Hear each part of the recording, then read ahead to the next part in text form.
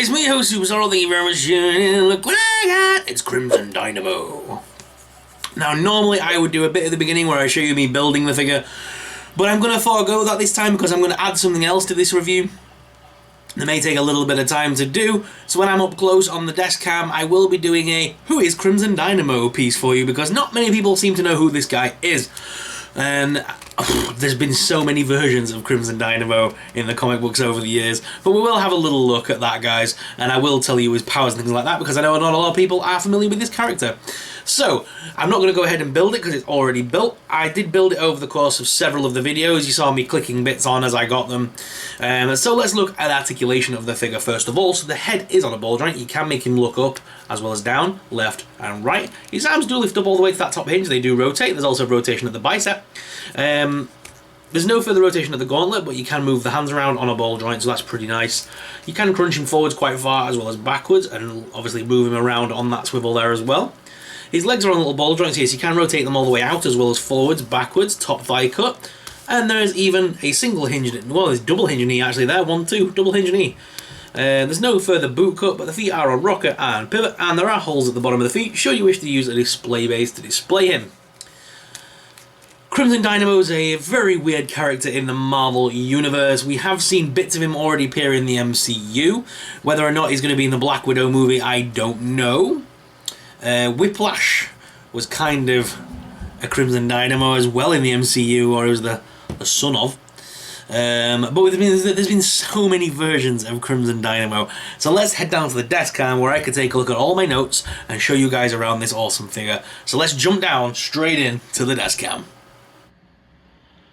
So guys, here is Crimson Dynamo all posed up for you. He looks pretty nice. I'm loving how this figure turned out. It is amazing.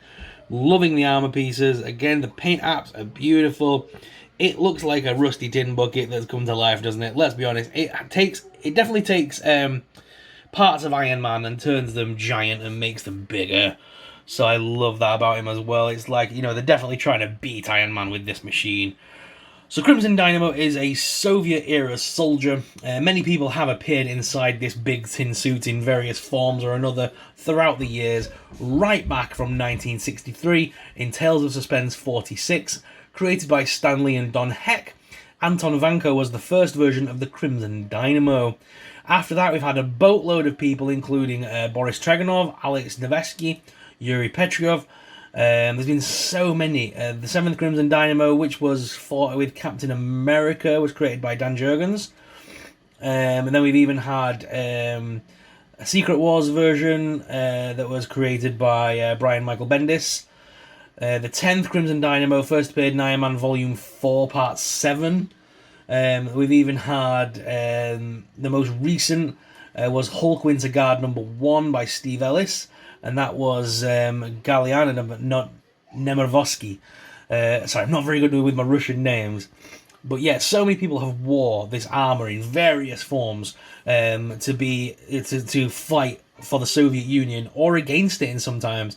Some of the times as well, this armour has been used to fight against the Soviet Union as well. But many people have worn the one. The most popular one, I think, is Anton Vanko, the original Russian, the first Crimson Dynamo, who was the armor's creator, and a Soviet scientist born with PhD in physics. Vanko was the world's foremost expert on electricity, and he used Tesla energy.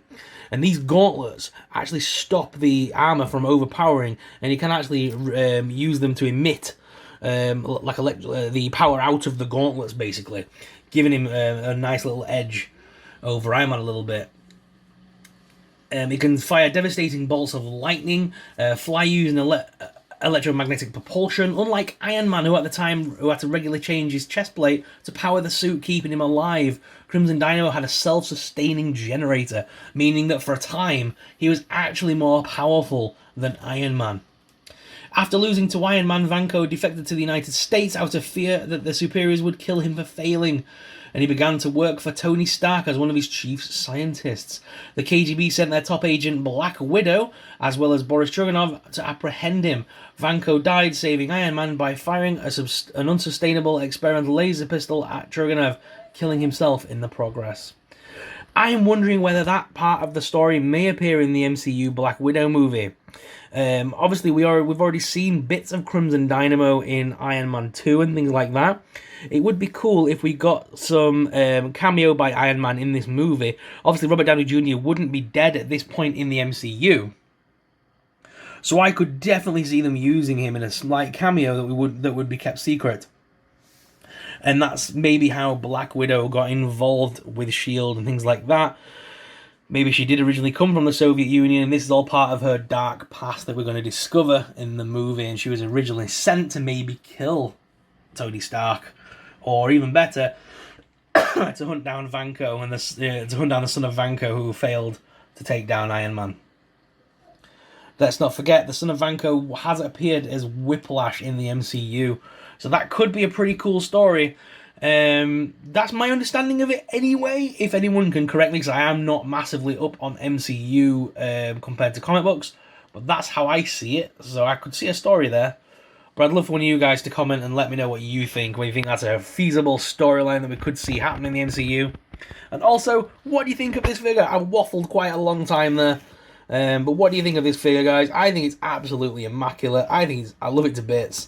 So let me know your thoughts in the comments down below, and let's go back to the main cam and finish off today's video. So guys, what are your thoughts on this figure? And I've just asked that, but I'm just asking it again. What are your thoughts on it? I'd love to hear from you guys. Please leave us a comment down below. Let's have a chat about the MCU as well and what you think story-wise. Could we see another version or this version of Crimson Dynamo in the MCU? Let me know your thoughts on that. As always, guys, I'm your host, Supersorrel. I'll see you tomorrow in the next video. Tomorrow we have got a haul video coming up for you. That'll be uploaded tonight at midnight, ready for tomorrow. So you will see that when you wake up tomorrow morning. Plenty of video content still to come. This is the part where I've got used to being at home now. It's a bit weird, but I'm now starting to churn out the content for you, and I hope you're enjoying watching it. I've got plenty of stuff still to come on the channel. Tomorrow I've got a haul video because I've had a lot of things delivered again. And then I've got some more Marvel Legends to review. I've got all sorts in that box.